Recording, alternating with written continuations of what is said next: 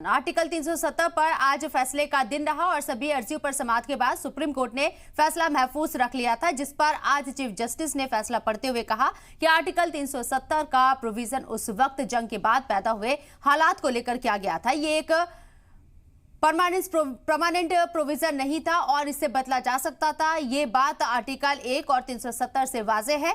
हिंदुस्तान में शामिल होने के बाद जम्मू कश्मीर खुद मुख्तार रियासत नहीं रहा बल्कि हिंदुस्तान का हिस्सा है।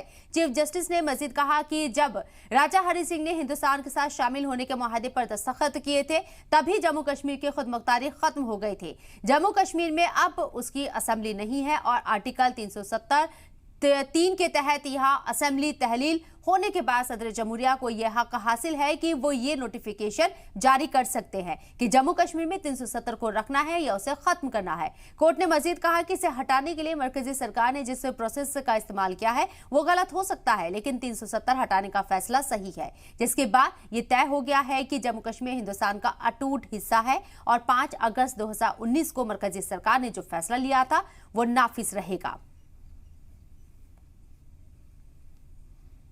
वहाँ की जनता को जो गुमराह किया जा रहा था कि हमारा ये जजमेंट जो है 370 उठ जाएगा और फिर से जो भारत के खिलाफ आवाज़ उठाने वालों को आवाज़ उठाने का मौका मिलेगा। आज उनको ये मैसेज भारत की जो है हमारी सुप्रीम कोर्ट ने ये दे दिया है कि अब 370 हिंदुस्तान के कॉन्स्टिट्यूशन का कभी हिस्सा नहीं रहेगी। दुनिया भूल जाएगी कि कभी ये हिस्सा था जो 370 भारत के संविधान का।